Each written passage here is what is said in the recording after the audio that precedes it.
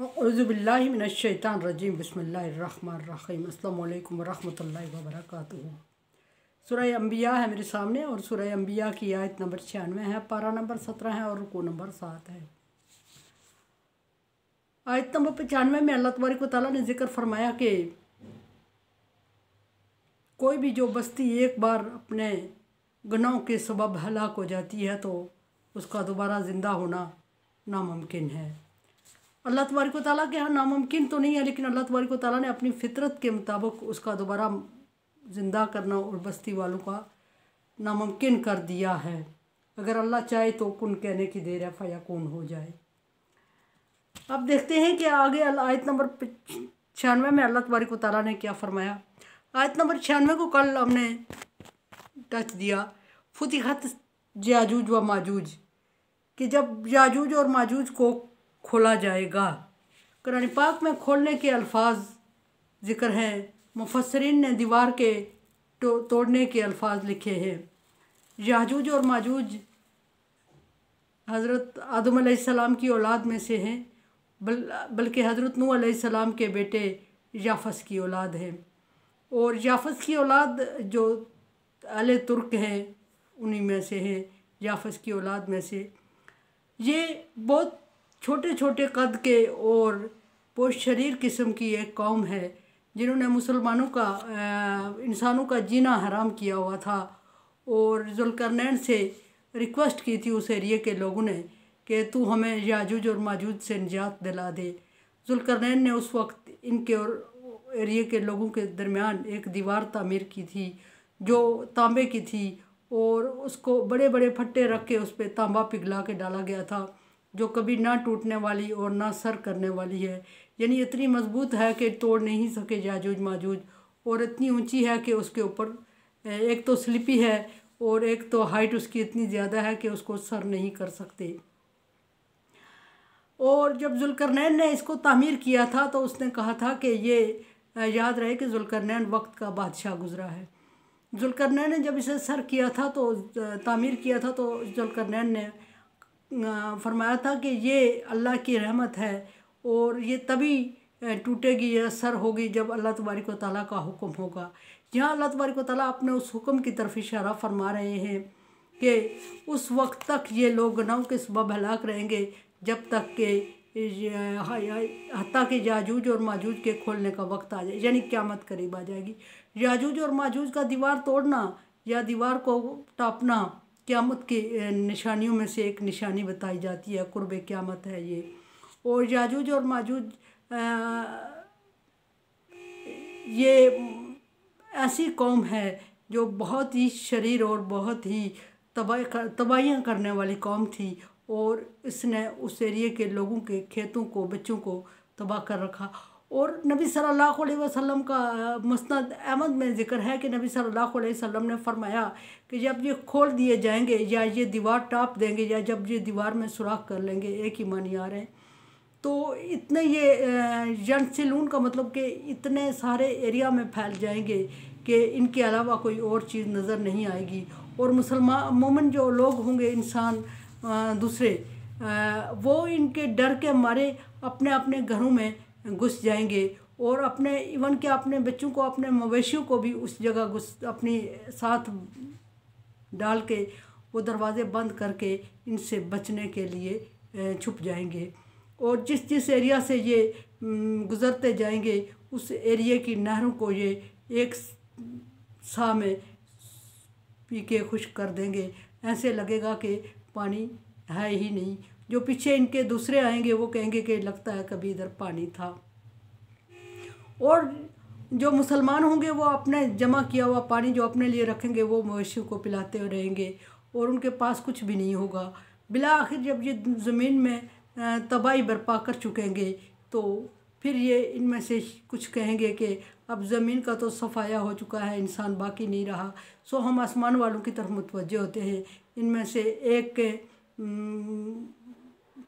इब्न मसनद अहमद के मुताबिक एक ने आसमान की तरफ तीर चलाया होगा और जब वो तीर चलाएगा तो तीर वापस आएगा तो खून से लुथड़ा हुआ होगा। अब जब खून से लुथरा होगा तो वो ख्याल करेंगे कि शायद किसी मखलूक को, आसमानी मखलूक को भी हमने मार ही दिया।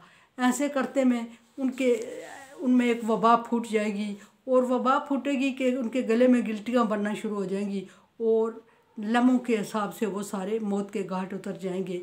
और जब शोर व गुल ख़त्म होगा तो मुसलमान अपनी अपनी जगहों पे सहमे हुए, दबके हुए एक दूसरे से कहेंगे कि कोई इतना बहादुर है कि बाहर निकले, हथेली पे खेले, और बाहर निकल के जान हथेली पे रख के निकले और हमें इनकी खबर दे कि आया क्यों खामोशी, या वो किधर गई। बिला आखिर एक शख्स बाहर निकलेगा और वो उसकी मौत का ढेर लगा हुआ देखेगा, तो फिर वो ऐलान करवाएगा कि मुसलमानों, आपके लिए मुबारक हो कि जिस कौम से आप नहीं लड़ सकते थे उसको बग़ैर आपके मुकाबले के अल्लाह तबारक व तआला ने हलाक कर दिया, बाहर निकल आओ। काब रज़ी अल्लाह ताला अन्हु लिखते हैं कि याजूज और माजूज सुबह उठ के अपने कुदालों के ज़रिए दीवार को काट रहे होते हैं, तोड़ रहे होते हैं, और कभी वो इंशाअल्लाह नहीं कहते। शाम को वो अपने औजार उधर ही छोड़ के अपने अपनी बिलों में, अपनी अपनी जगहों पे आराम के लिए चले जाते हैं। लेकिन जब कुर्ब क़यामत होगी, अल्लाह को मंजूर होगा, तो उनमें से जब शाम को जाने लगेंगे तो अपने औजार रखते वक्त ये कहेंगे कि इंशाअल्लाह कल इसको तोड़ देंगे। तो फिर वो इंशाअल्लाह की बरकत से वो दूसरे दिन वो सुराख हो जाएगा, जिस सुराख से वो यनसिलून फिसलने लगेंगे। फिसलने से मतलब ये कि दीवार स्लिपी और ऊंची है और सुराख थोड़ा ऊंचाई पे होगा, और वो उसमें से बाहर आते और गिरते जाएंगे और इस तरह दुनिया में फैल जाएंगे।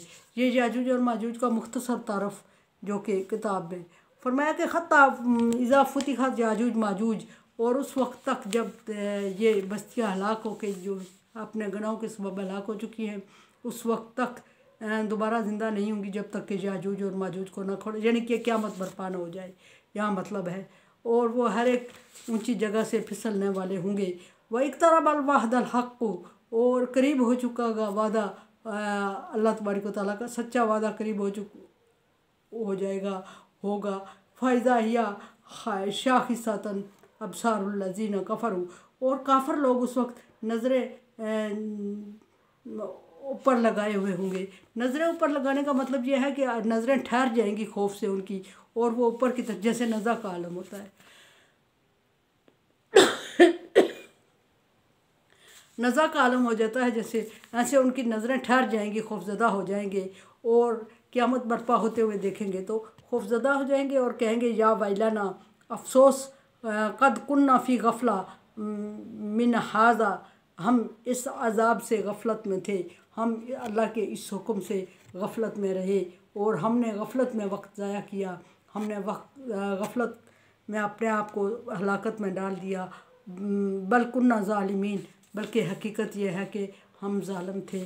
ज़ालिम इस वजह से थे कि अल्लाह तबारक व तआला ने बारहा इनके पास पैगम्बर भेजे और इनकी हिदायत का इंतज़ाम किया, इन पर शरीयत नाज़िल की, कुतुब भेजी, लेकिन इसलिए उन्होंने नहीं माना।